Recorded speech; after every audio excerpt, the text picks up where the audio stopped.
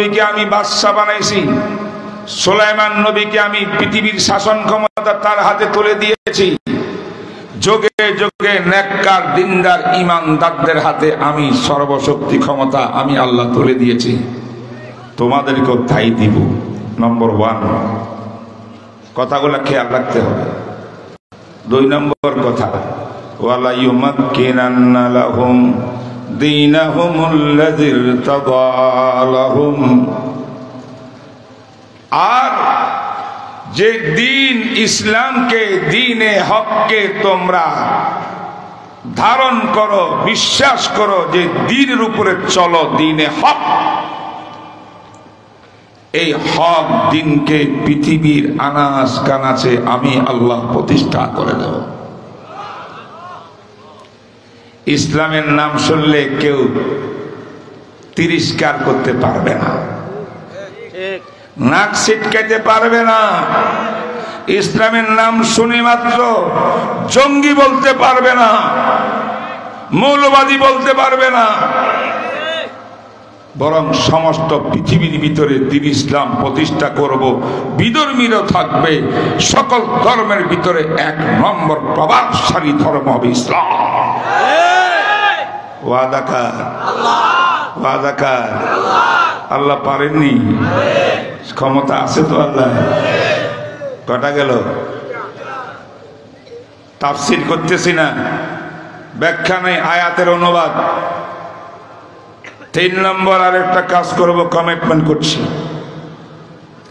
ওয়ালা ইউবাদদিলান্নাহুম মিন বাদি খাউফিহিম আমনা,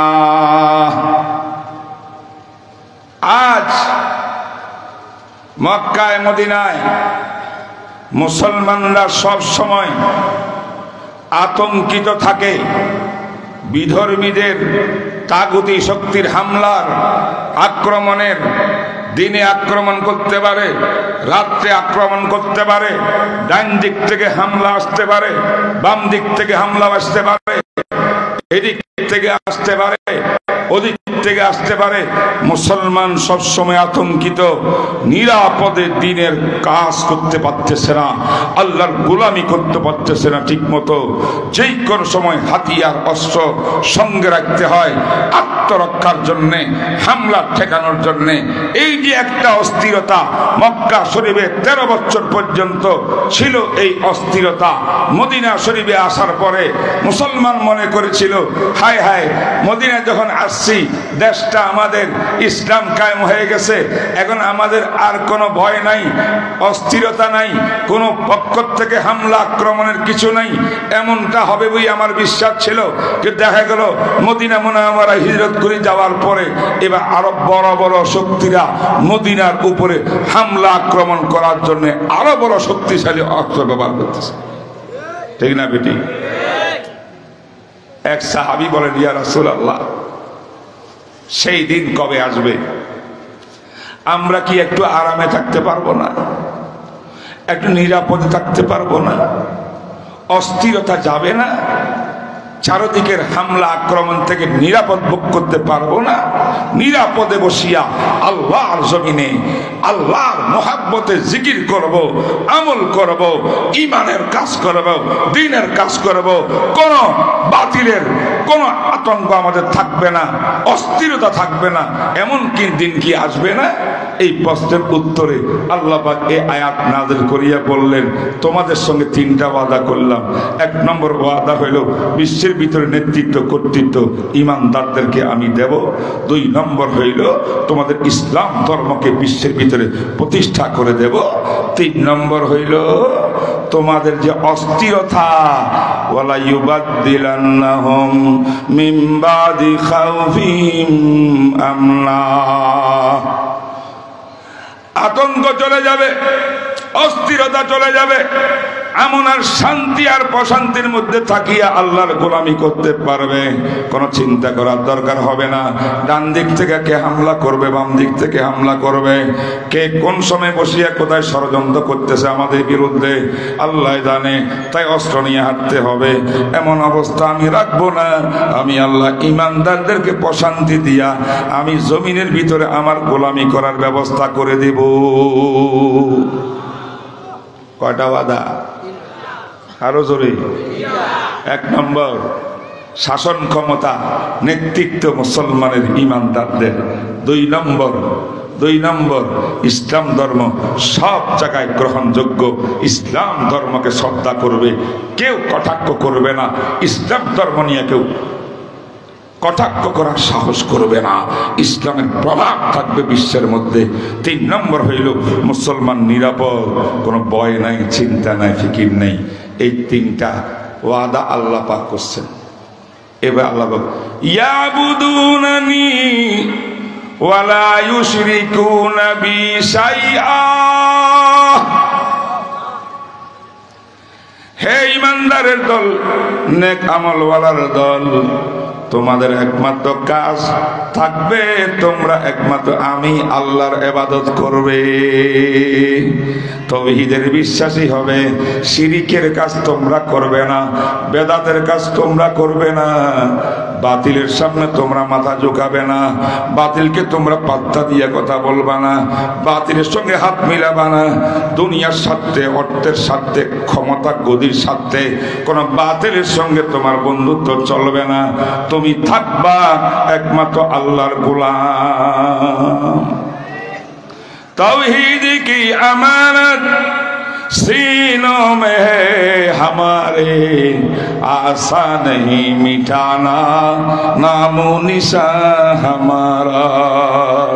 बातिल से दबने वाले, बातिल से दबने वाले ऐ आसमां नहीं हम, 100 बार कर चुका है तू इम्तिहान हमारा। चीनो अरब हमारा, बोलें चीनो अरब हमारा। चीन मुसलमानদের, চায়না মুসলমানদের, আরব মুসলমানদের, तमाम বিশ্ব মুসলমানদের।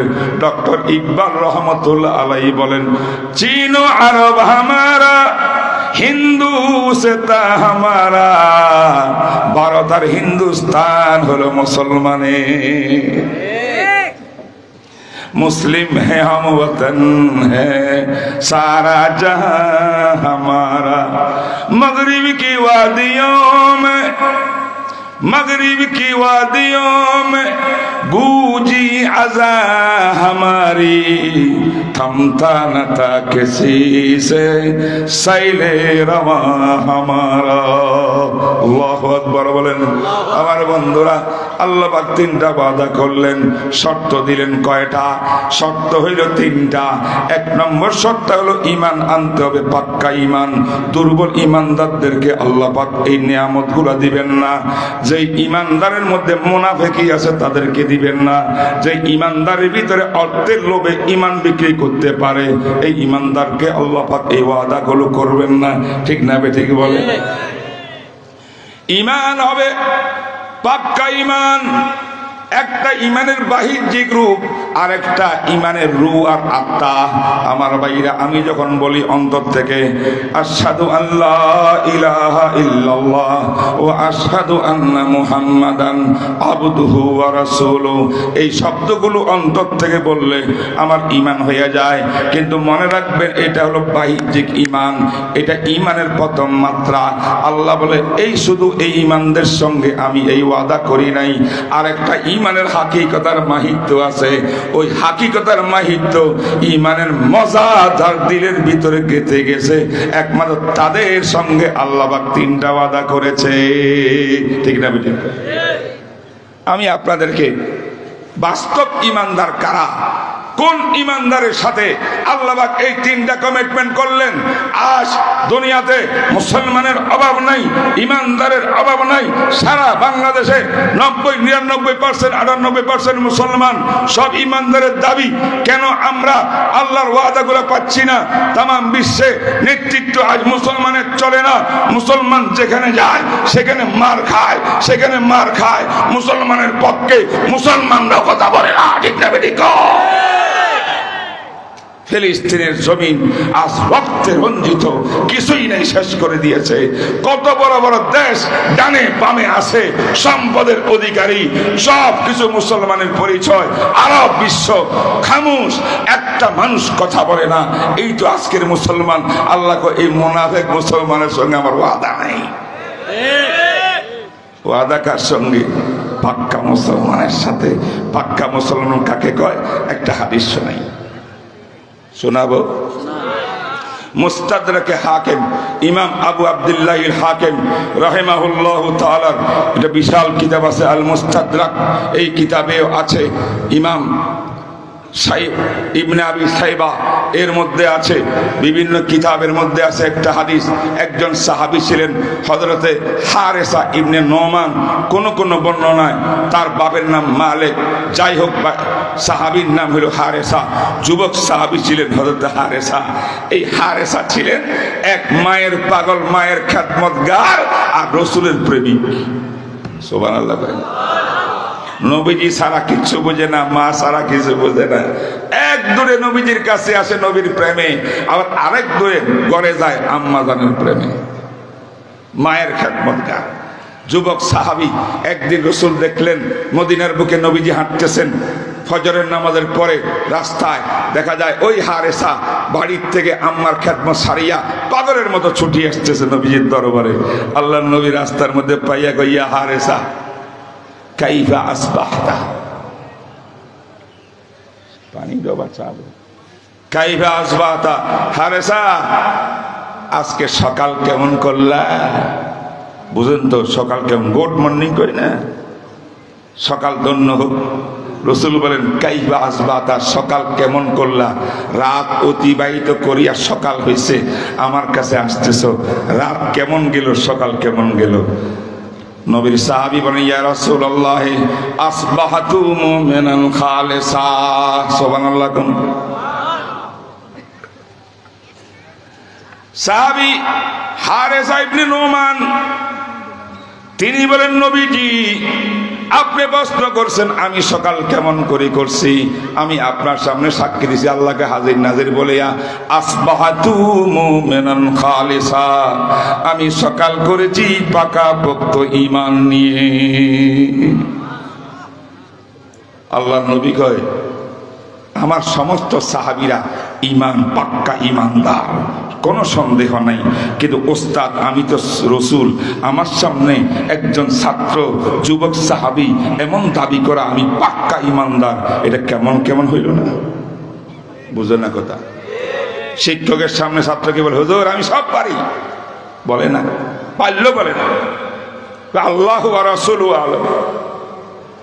আমার নবী বললেন ইয়া হায়েজা লিকুল্লি শাইইন হাকিকাতুন ওয়া মা হাকিকাতু ঈমানিক। ও হারেসা, প্রত্যেকটি আমলের একটা বাহ্যিক রূপ আছে, আরেকটা সেই আমলের ভিতরগত রূহানিয়তের সুরত আছে। আমি জিজ্ঞাসা করতে চাই তুমি যে ইমানদার হওয়ার পাক্কা ইমানদার হওয়ার দাবি করলা, তোমার ইমানের হাকিকত কি? তোমার ইমানের গভীরতা কি আছে? নাকি বাহ্যিক শুধু ইমানদার? আমি একটু জানতে চাই। সাহাবী বলেন ইয়া রাসূলুল্লাহ আমার অবস্থা আপনার সামনে তুলে ধরি, আপনিই বলবেন আমার ইমান কেমন। বলো তুমি দেখি। তখন সাহাবী আল্লাহর নবীর সামনে বললেন ইয়া রাসূলুল্লাহ আযাফাত নাফসি আনিদ দুনিয়া, আমি এমন একটা ইমান গ্রহণ করেছি, এই ইমান আনার পরে আমার দুনিয়া ভালো লাগে না, দুনিয়ার কুকুর আমি নই, দুনিয়ার জন্য লালায়িত নই, দুনিয়া আমি চাই না, দুনিয়া আমার পিছনে, আমার সামনে একমাত্র আছে আখিরাত আর আমার আল্লাহ। এক নম্বর ইমানের ক্রিয়া হইল দুনিয়া আমার কাছে ভালো লাগে না, আমি দুনিয়া বিমুখ। দুনিয়া বুঝেন নাকি? দুনিয়া হইল অর্থকড়ি, দুনিয়া হইল সম্পদ, দুনিয়া হইল লোভ, দুনিয়া হইল ক্ষমতা, দুনিয়া হইল নারী, দুনিয়া হইল গাড়ি, গাড়ি নারী ক্ষমতার লোভ আমার অন্তরে নাই, আমি সব তালাক দিয়ে দিয়েছি। সুবহানাল্লাহ। নম্বর 1।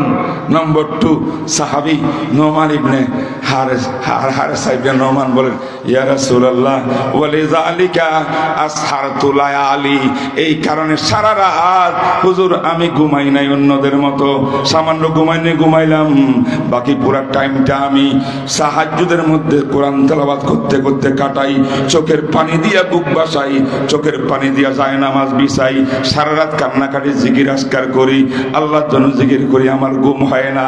কেন? ঈমানের কারণে, যে আল্লাহকে পাওয়ার জন্য, জান্নাত পাওয়ার জন্য, নবীর প্রেম ভালোবাসা পাওয়ার জন্য ঈমান আনলাম। এই ঈমানকে মজবুত করতে হইলে আমার গাদার মতো ঘুমাইতে পারবো না, আমার ঘুম সামান্য হবে প্রয়োজন মতো, বাকি পুরা টাইমটা আমি আমার আল্লাহর জন্য কান্নাকাটি করব। রাত্রে আমি ঘুমাই না, তাহাজ্জুদ পড়ি। 2 কত হয়েছে? 1 নম্বরে কি? দুনিয়া বিমুখ, দুনিয়া তালাক দিছে, ঠিক না বেঠিক? 2 নম্বরে কি? রাত ঘুম নাই।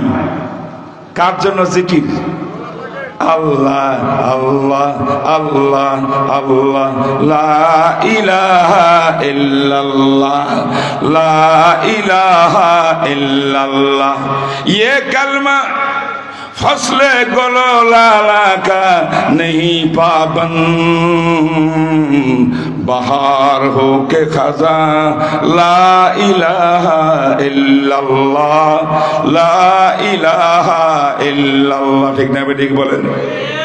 ये दौर अपने बराहीम की तलाश में है, सनम का दा है जहां, ला इलाहा इल्लल्लाह। এই জমানাটা, বর্তমান বাংলাদেশটা একজন ইব্রাহিম নবীর তালাশের মধ্যে আছে, ঠিক না বেঠিক? যে ইব্রাহিম নবীর হাতের মধ্যে ছিল কুড়াল, এই কুড়াল দিয়া সমস্ত মূর্তি পূজারীদের মূর্তিগুলা সব ভেঙে চুরমার করে সেখানে তাওহীদের ঝান্ডা উড্ডীন করেছিলেন। এমন একটা মুজাহিদ দরকার আছে না নাই? ভালো করে বলে। কথা আমার শেষ, হাদিসটা পড়িয়ে শেষ করতেছি, টাইম কম। আমার বাইরে সাহাবী বলেন, আমি রাত্রে ঘুমাই না হুজুর, আর দুনিয়ার পিছনে আমি লালায়িত না, দুনিয়া আমি তালাক দিয়ে দিয়েছি। আর কি করি? এই জন্য পুরা দিন আমি পিপাসিত থাকি, অর্থলোক দিনের রোজা রাখি। বলেন সুবহানাল্লাহ। দিনের রোজা, রাতের তাহাজ্জুদের কান্নাকাটি। বলেন না কেন? রাত্রে কি কান্নাকাটি, তাহাজ্জুদ, দিনে কি রোজা। দুনিয়ার চিন্তা নাই, ক্ষমতার চিন্তা নাই, লোভ নাই, লালসা নাই, অর্থের। এই 3টা, আল্লাহু আকবার। এরপর নবীজি করি, ইয়া রাসূলুল্লাহ এই 3টা আমল তো আমি করি ইমানের চাহিদা হিসাবে, এখন আমি কি বলবো এই কারণে, এই আমলগুলার কারণে, ইমানের কারণে আমার অবস্থা কি হয়েছে? একটু বলো, কি ক্রিয়া তোমার মধ্যে সৃষ্টি হয়েছে? সাহাবী নোমান বলেন, ইয়া রাসূলুল্লাহ কান্নি আনজুরু ইলা আরশির রহমানে বারে